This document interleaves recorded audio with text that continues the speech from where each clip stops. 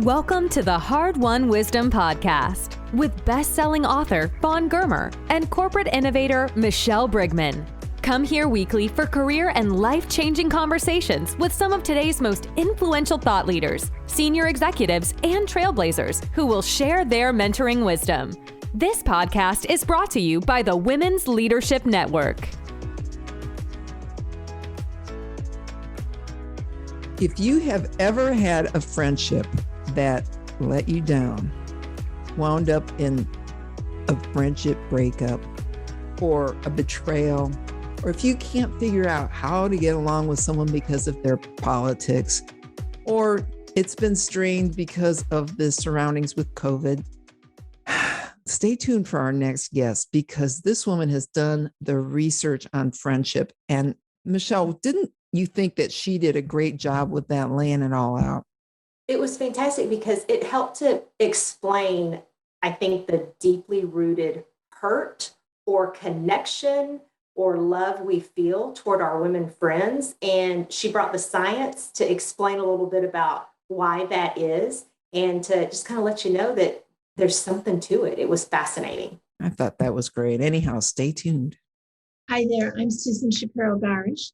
I'm the author of Toxic Friends, a study of female friendship in all its complexity. I'm a gender professor at Marymount Manhattan College, and I've long been investigating the lives women lead. Well, we are really excited to have you with us today because that's such an important topic right now. It seems between COVID and the politics of the day, friendships are being tested more than they ever have been. There's no question about that the last year and a half has even changed what was already a kind of minefield in some ways. Well, let's start with that dynamic of women and friendships, because friendships mean so much to us, but people come, they go, they let us down, they surprise us and are there for us. It's just this whole spectrum of good, bad, and ugly. Well, in a society where we are raised to be pleasers and good girls, we feel that if we identify with our female friends, we'll be automatically understood. And in this study, I found that one of the 5 most important experiences for women would be being reunited with a female friend. And one of the most devastating experiences for women of all different ages is being in a breakup with a female friend or losing touch. So this really says so much. And the one thing I did want to say to you, Fawn, is that in this study, I interviewed women across the country, all different ages, social strata, ethnicity, race, religion. And, whether it was a young woman from a city or a grandmother in a rural area, the questions about female friendship are really appealing to our emotional side and our emotional selves. And so what I found that was so interesting is that what we hope for when we're 18 years old is almost the same as what we hope for when we're 68 years old when it comes to our female friends. So what are we hoping for? We're hoping to be understood, supported, hoping to be safe, protected, and that trust would always be there and betrayal would never be a part of the situation. And sometimes it is. Oh, definitely. And there are so many ways that it plays out. Another study that I had done on female rivalry really indicated, again, myriad women, a very diverse group of women were interviewed, several hundred for that study too. And what I found is that rivalry is so much a part of the equation. So, if you and your friend, whether you're 30 or 40, 50, 60, 70, if you're in sync, you're both, when you're young, you're in a high-powered job finally, or you're getting married, or you're having a child, or you're getting divorced, you've met someone new. Whatever it is that mirrors the friendship really works. But if one of the friends, and this applies to widowhood later in life and moving away from your hometown, maybe moving to Florida, once you and this group of friends no longer mirror each other, it often becomes competitive. Well, she has that, but I'm still here. Or why has she changed her plan when I thought we always had the same plan? Michelle, you've had a lot of lifelong friends. Has this been something that you've watched people as they change and it gets more difficult? Well, what's interesting, I'm sitting here and really processing as I'm listening to some of the findings in the study. So I grew up in a very small town in Texas, and I left, and most people don't leave. But it's interesting because my path looks very different than everyone else's, but those are still that's like my stable ground. And what's interesting is when I go back and reconnect with those friends or we speak, I don't talk about my job. I don't talk about what I'm doing now. It's like we go back into this sort of bare bones. You mentioned trust, Yeah. and then our mutual experiences, like the many roads that we traveled together, right? Because they know all these sides of me, and I'm wondering if it's because that I just recognize that they don't care about any of these things. However, I do have some of those friends that I just don't keep in touch with anymore much. And if I saw each other, it might be a little bit awkward. But I'm just sort of reflecting on some of your thoughts around the competitiveness. I don't know. Maybe I don't know. Well, Thoughts on that? what I found that was so interesting is how much hierarchy affects female friendships. So if we look at some grade school girls, they already know, maybe by, say, third grade, who is the it girl, who is the leader, who is the athlete, the wallflower, the brainy one. And the typecasting is absorbed by us. It comes from the outside in, but it really affects us. And what struck me in this study was how the women who break free, who can really own who they are, do much better with a very selective group of friends whom they choose because it resonates for them in a very healthy way. But the idea of women belonging in a community, and again, it doesn't matter if you're from the city or a small town or what age you are, we tend to belong. We collect together. And so if someone is upsetting you within the group, women of all ages told me they were really afraid to rock the boat. They really didn't want to be outcast in any way or to lose the relationships they had. So sometimes we operate without enough confidence or with a fear factor, and that is not always good. What do you think drives the women to then talk amongst themselves? Because you'll tell someone else, but you'll avoid telling the person maybe you have the conflict with. Oh, that's just women at work.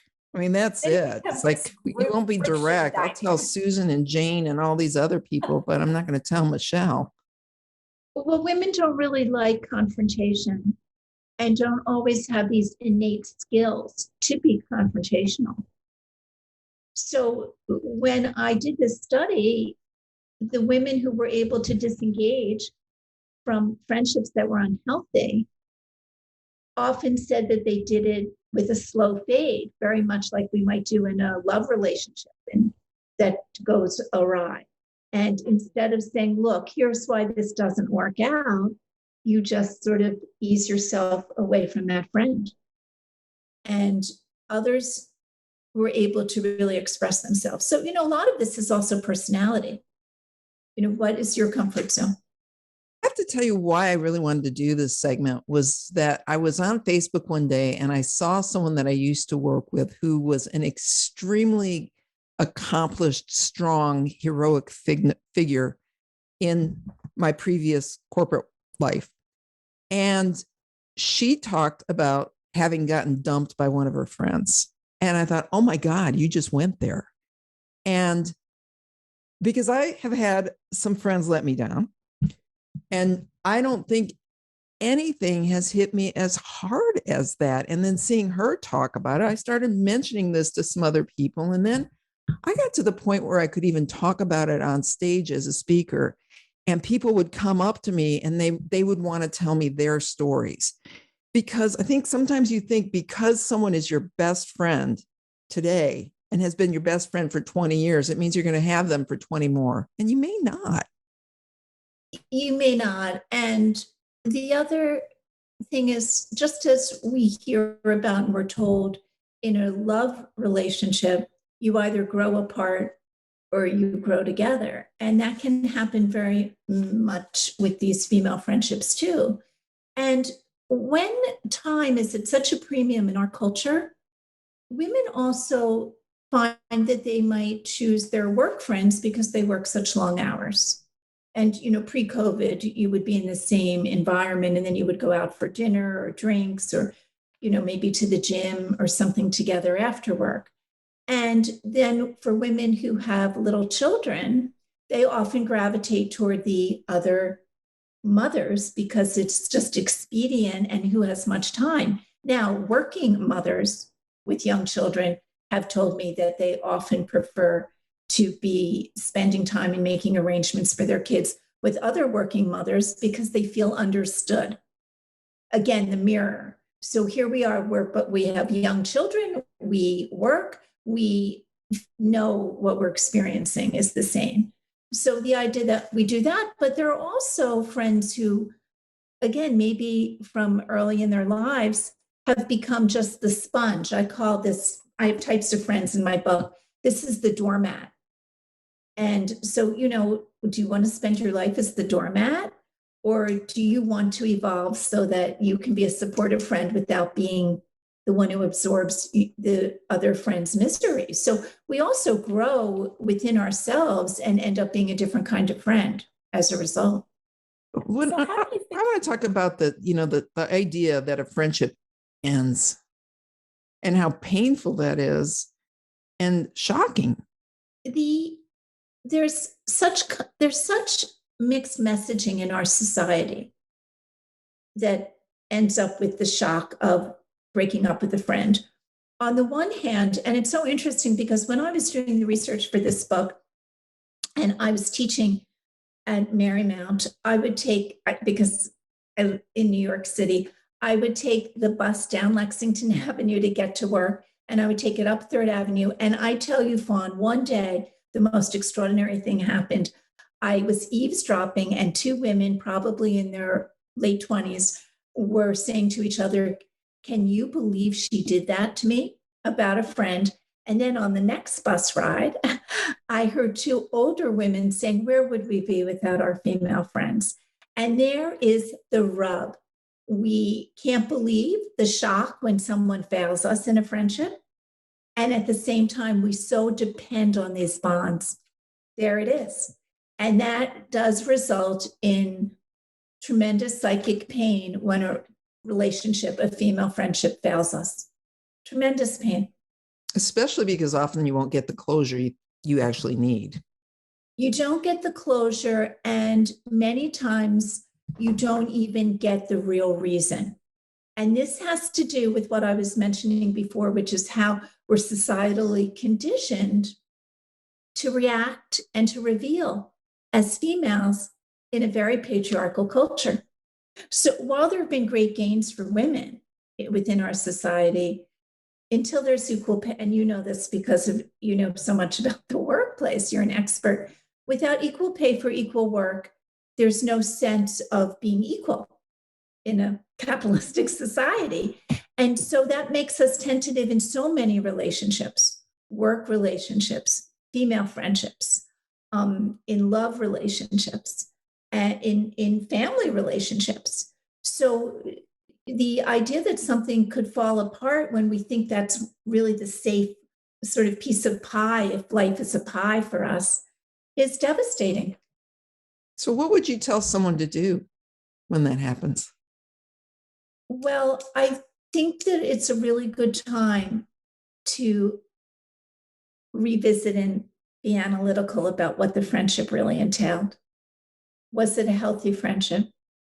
Or were you always walking on eggshells? Was there give and take, or was there just maybe take? And were you the giver? Do you feel that you really were understood? Do you feel that you were judged? And if you were judged, that's really tough, measured and judged. So what were you really getting out of this friendship? And what is the loss? Is the loss just this one friend? Or is it, as I mentioned before, part of a group? Will it endanger your place in a society of women? Because that's very, very troubling for women, understandably. So what's at stake here? And then will you be judged by others? What will that entail? Michelle, I know I'm running away with this. Let me just ask one more. And it's the idea that as women, we take things so personally. And so isn't there a sense and I've noticed this from conversing with people about this, that we internalize it. We think if this person's going to reject me, then I must have done something wrong, or it must be something's the matter with me. I think that that's definitely part of it, that you start to have great self-doubt because you depended on the friendship, you counted on the friendship, you had high hopes for the friendship. And I also think that failure is very difficult for women. So that's another part of it. Did I fail in this friendship, and why? I don't want to fail at anything. We're supposed to be just perfect, aren't we? So it's really very troubling. So I would be interested in, how do you gracefully dump a friend? There you go. She said it. How do you gracefully exit? As I said, confrontation is so difficult for women that you have to ask yourself, do I need to explain? Or should I just make excuses? Women are very good. I have done studies on mothers and daughters as well. And many mothers say that they're good at making excuses for their daughters. And so perhaps you'll make an excuse rather than reveal what is so troubling about this friendship in order to be graceful. Because if you know your friend so well, you have to ask yourself, what's really dignified here? Am I going to say to this person, what you've done is hurtful? Is it reprehensible? Because that's a whole different level of leaving. But if you feel that knowing this friend's sensitivity and vulnerability, it's better not to say, look, full disclosure, here's why this isn't going to work for me anymore. Maybe it's better to even make an excuse and say, I need to spend more time on X or Y with my mother, with my mother-in-law, with my child, with my partner, with dating, whatever is happening in your life, and hope that that is a kinder way. We're not here to hurt people.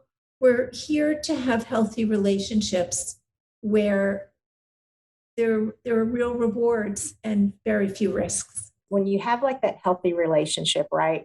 I'm trying to figure out, to be more evolved, I think, in the example that we just talked about, having grace when you dump a friend, is it healthy for us to continue that cycle of using, let's say, an excuse because you want to avoid confrontation and protect their feelings?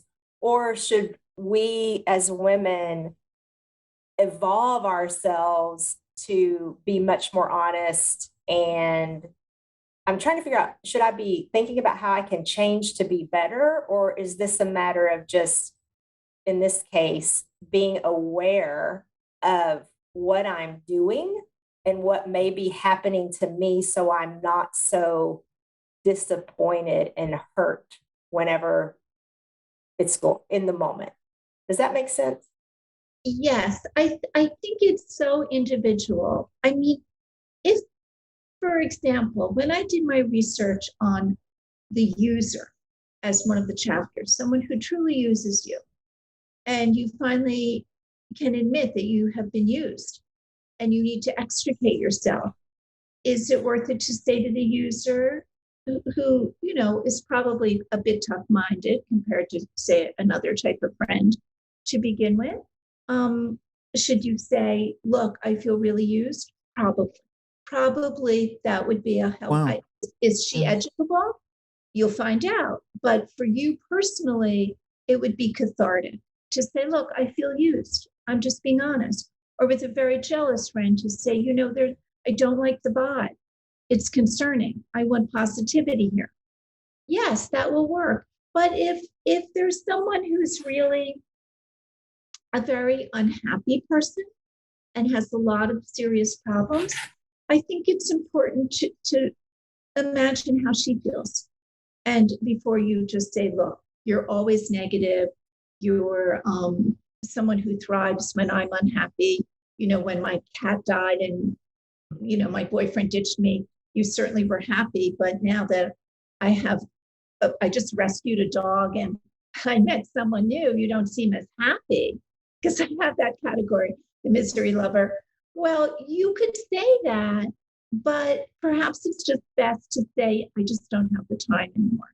So what's really important about the way that a friendship ends is that you as the leaver, in this case, feel comfortable with your decision in what you say to the friend and the decision of not having that friend in your life, because no matter what, there's always great loss in ending a relationship. I think the worst thing is when nothing is said and it's ghosting. So, I think most people would prefer a conversation, true or not, over nothing. Yes, I think so too. And I also think that based on my research, it's so difficult to gather the inner strength to leave a friendship that, as you said earlier, Fawn, the closure is a part of it. It just has to be. We also have to understand that these relationships might be terminal. They might not be for decades and decades. And perhaps someone comes into your life and it's a very rich experience. And yet, you move far away and you move in different directions, and that's just what happens. And that when you intersected, it was great. And now that you aren't involved with one another, it doesn't mean that the value wasn't there or that it didn't bring a greatness to your life. The other thing is, and we know this, especially in the last year and a half, with Zoom and FaceTime and texting and emailing, as well as the old-fashioned phone, that there are so many ways to stay in touch, that when you stop texting someone out of nowhere, it deserves an explanation if that's been a rhythm of the relationship. But there's one other part of this that I would like to mention, and that is that sometimes there are inciting incidents that occur in a friendships among women. And those really might not be, something you can repair. For instance, unexpectedly, and I interviewed a woman for this study where the women were partners at work in business, and one was divorced and the other had never been married.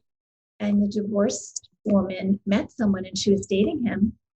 And then he fell for her business partner. And the business, so this is a really tricky one. So the business really needed to keep going. And what do? It becomes very triangulated. And, your business is at risk, your friendship is at risk, and your romantic life is at risk. So these are kind of, these are really the bonds that are complex, and you have to really decide who you are and what matters to you before you walk away from your work, your best friend who's been a great business partner, or a man. That's all other. Well, we've certainly heard enough stories of somebody's husband winds up in bed with the best friend. It happens. Somebody's wife, the same thing. Do men have the same expectations out of friendships, and do they feel it so deeply when they go south? Well, I don't interview men for any of my nonfiction. So anything that I report to you now is how women have reported to me their experiences with men. But what I can tell you as a professor is that in a patriarchal culture where there's male supremacy and men have more agency by virtue of the culture, the society we live in. They do not need to, and then by nature, nurture is the society, nature is what's innate within them. They do not have the same needs in terms of their friendships. And I venture to say, had I been asked to write a book on toxic male friendships, it would have been a pamphlet. I was just thinking that, like 10 pages. It's not as profound in terms of the bond. And there's a lot more, if you will, kind of parallel play. Oh, you have that Tesla? I have that Tesla. Gee, let's chat about the Tesla. Whereas women are really looking to be understood and among their female friends and the groups of friends. And whether it's a bowling league, a tennis league, or a reading, a book club, the emotion is always there. And that is also the nature of women. So by the world, by virtue of the world we live in and by the experiences that women have, and by what women have told me when I've interviewed them, male friendships are not in any way as complicated or expectant of, There's like two stories that totally remind me of that. I once had a colleague who was having an affair. We all sat very close together with the other guy on the other side. And I kept my mouth shut because I knew it was going to get out that I had spread this. So I didn't say a word. But then all of a sudden, this guy who was best friends with her husband says to me, "Hey, what's going on with," and I felt relieved, like, well, it's been going on a long time. And so he went skiing with the husband whose wife was cheating on him. And the guy had asked him, and then the guy goes, "Look, we're having this problem. I think she's having an affair." And then I said, "Well, what did you say?" And he goes, "Well, we just talked about football." I'm like, "You didn't finish that conversation?" And he goes, "No."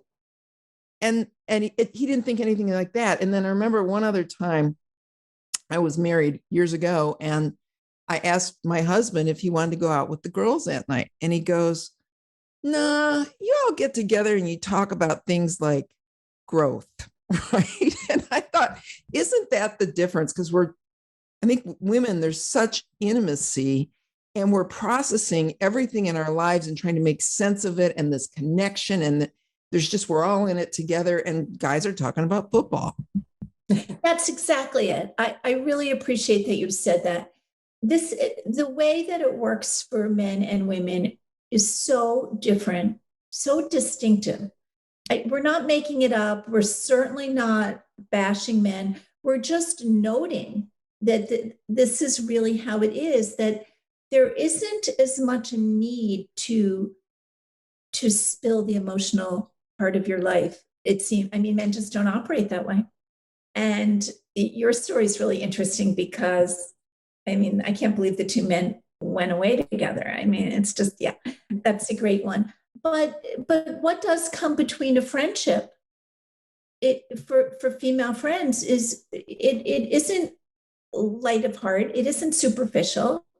We invest such a great amount of ourselves in these friendships, and when they don't work, it's a true loss.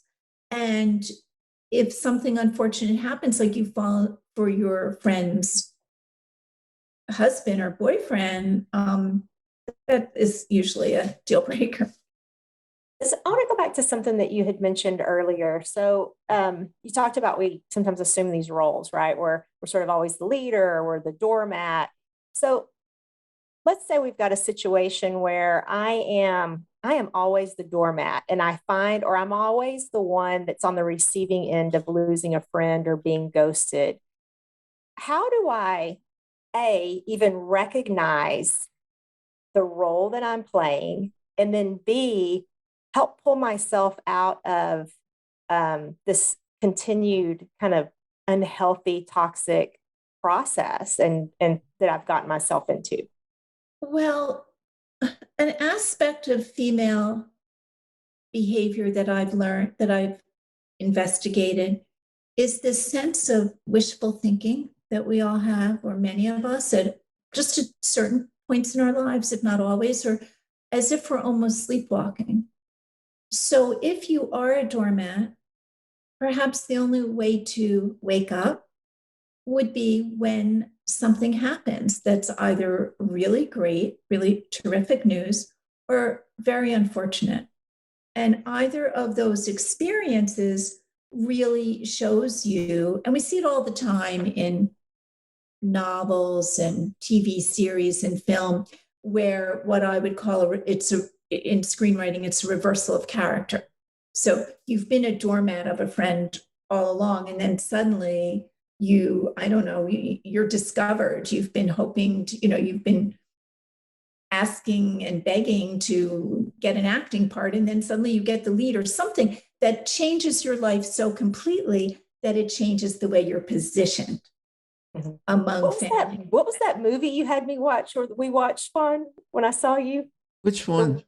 The woman that went to like Greece. Oh, Shirley Valentine. Oh. Yes, this is what I'm over here going. She's describing Shirley Valentine, one of my favorite movies. Yes. Wasn't that an old movie? Yeah. Yeah, I remember. But to those of us who watched it when it first came out, it just came out a couple of years ago.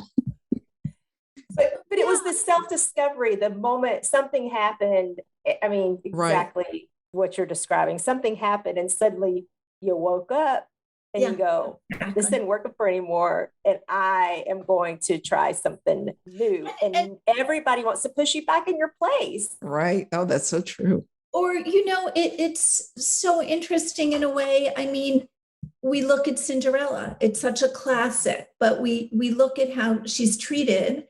And of course, it's not her friends, it's her step family in this case.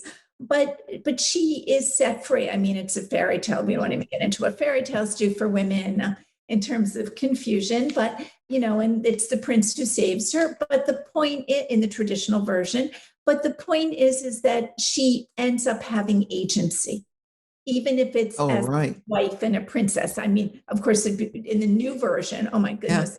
Yeah. Someone told me that she has her own career. Great. So but the point is that whatever gives you agency can be life-changing. And when you figuratively clean your closet because you now have the voice that you really probably always had, well, then maybe you realize that your friendships, that some of them are toxic, and as I said before, hierarchical, and you don't need to position yourself that way anymore. So, the more voice that we have in every relationship in our life, the better we do. I have been amazed over time learning that you get what you give to friendship, but not necessarily from the person you gave it to. And I learned this when a good friend of mine was diagnosed with cancer. And she told one of her friends, who had been through a really bad breakup. So she had been there for this person, let that woman live with her for a few months. Mm-hmm. And then woman gets her own place. And then she calls her soon after that and tells her she's been diagnosed with cancer. And the woman never once checked in on her again. But everybody else, other people stepped forward. And I noticed that even, when I lost my parents, that some of the people that you would have expect would have been there day in, day out weren't. And people I wasn't expecting stepped up. So I would say friendship is not a quid pro quo experience. You get what you give, but not necessarily from the person you gave it to. You're making such a salient point. I agree with you completely that you really don't know.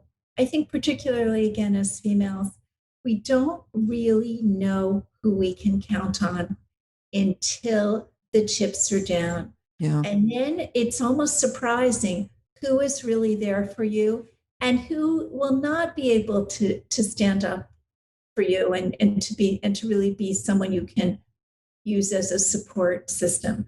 And it has a lot to do with what the friend is made of. What, we all know, again, especially in the last year and a half, we all know what dire circumstances do. They test us.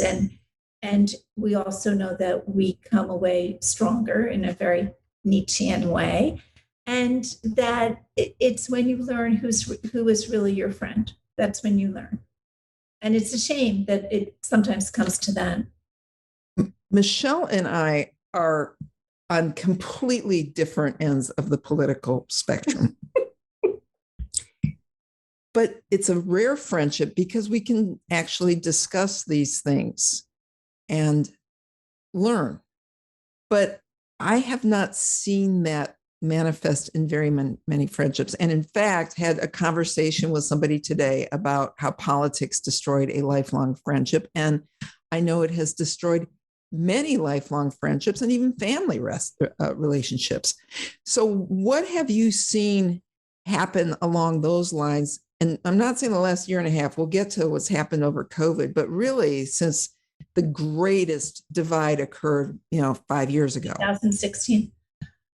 I have, because I always keep my anecdotal qualitative research going, I have interviewed women who have made the decision to stay friends. And actually, I made this decision with one of my best friends to stay friends despite their disparate political views.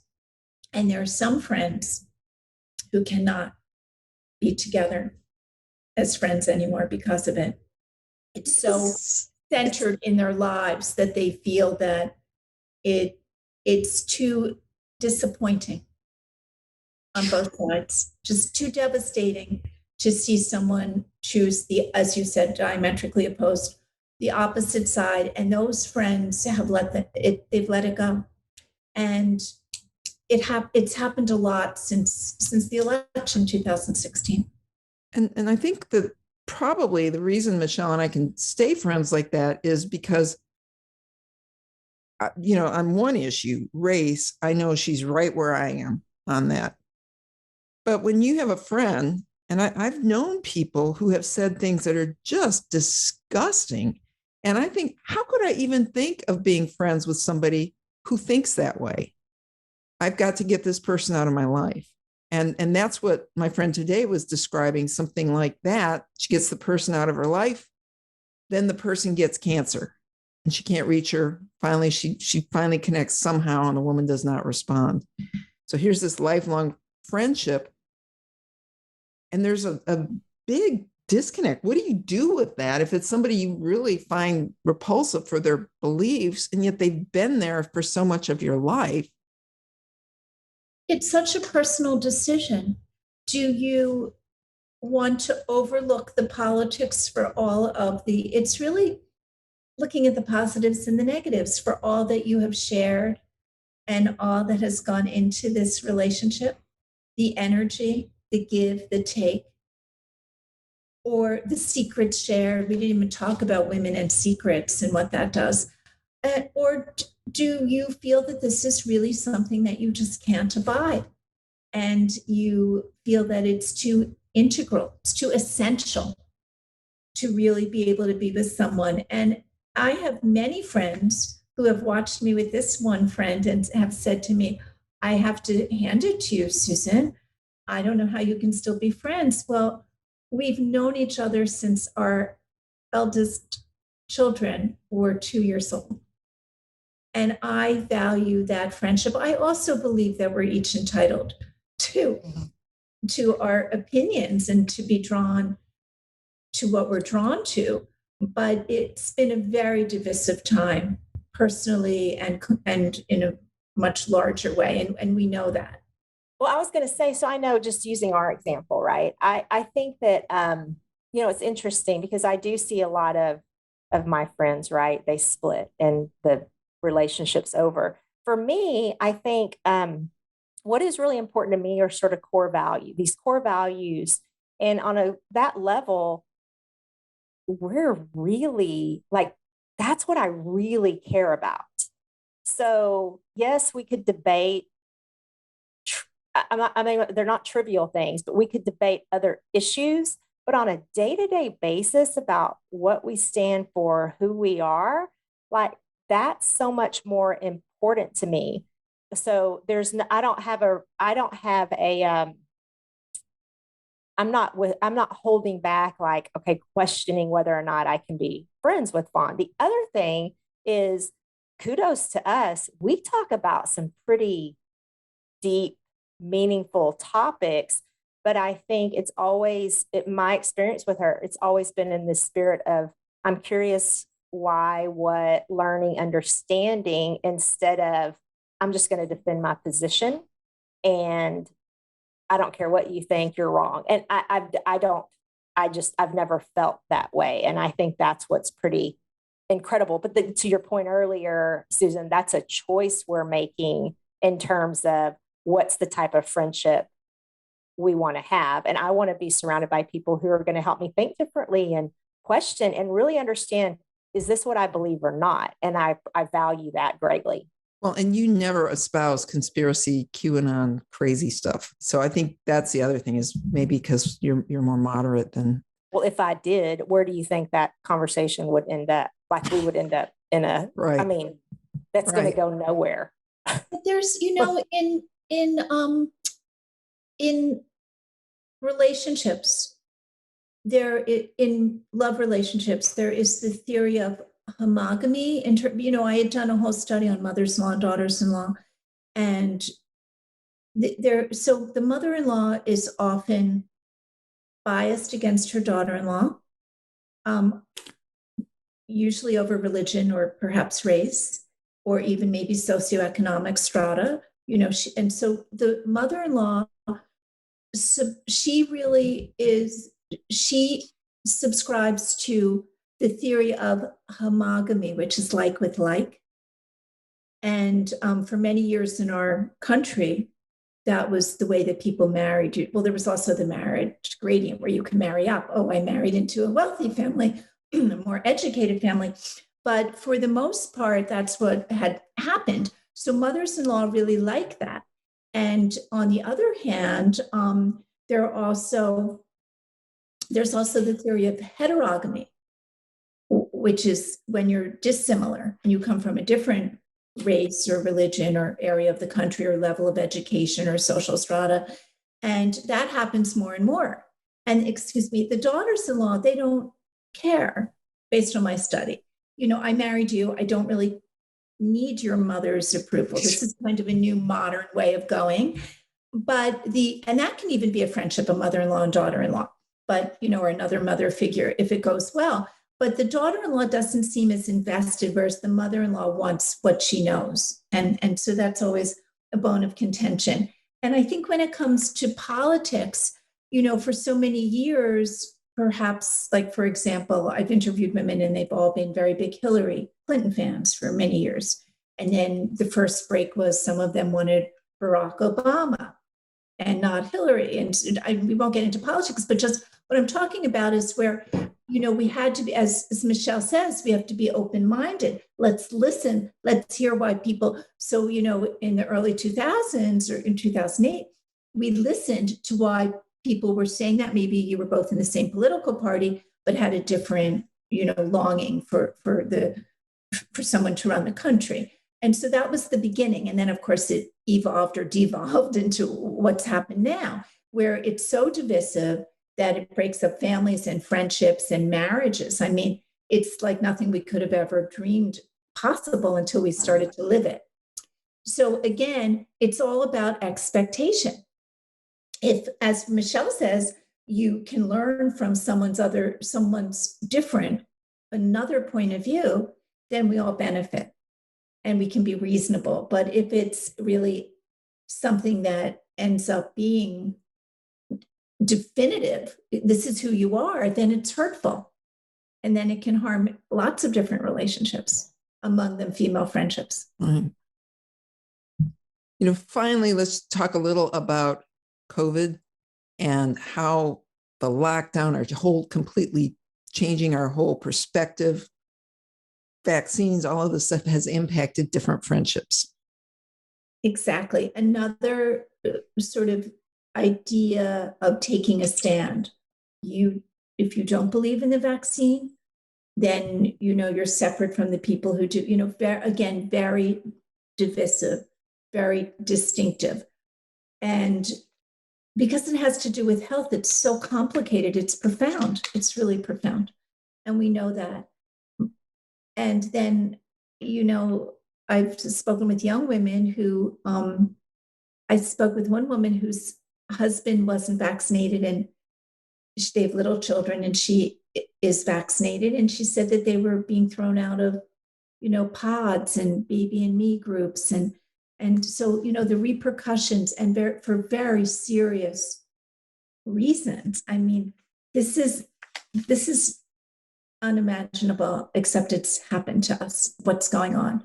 So in terms of friendship, well, the one thing we could talk about is how being separated from your friends has really felt physically. And I know many women have had FaceTime groups. I interviewed a woman recently who said she and her college friends, now they're like maybe 38, 40, they decided to get together and do a Zoom group, and it would never have happened if they'd all had to travel. So let's look at sort of the good part, right? That you can somehow make lemonade out of lemons and still get together. And then people who really miss the human touch and being together physically to the point where the loneliness really sets in and this longing for friendship can't really be sated the same way.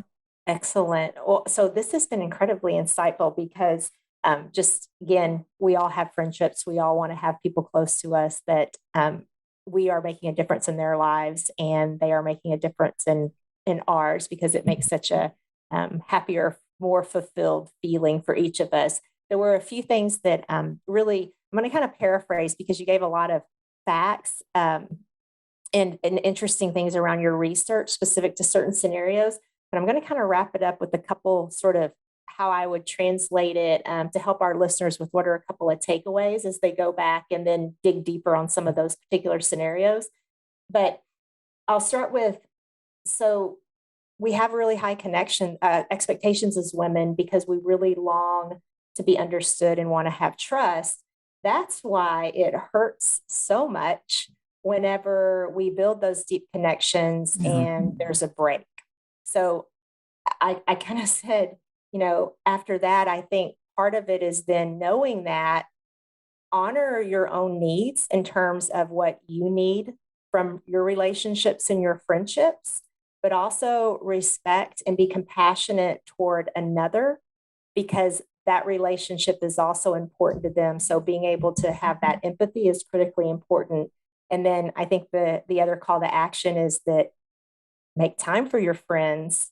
And if everybody, at the end of this podcast would go and do an outreach and connect with someone, it will make you feel better and it will make a difference to them. So be a light. Thank you so much, Susan, for everything that you shared with us. Truly wonderful. Appreciate you. Thank you for inviting me on. It's just a treat to be here. Well, tell people, how can they find you and your books? So if they go to susanshapiroBarash.com or susannamarin.com, it will end up being the same website and all my books are there and some podcast, everything is there. Yeah, we have to talk about Susanna Marin when we get to the after show. So wonderful. Thank you so much for joining us today. Thank you for having me on.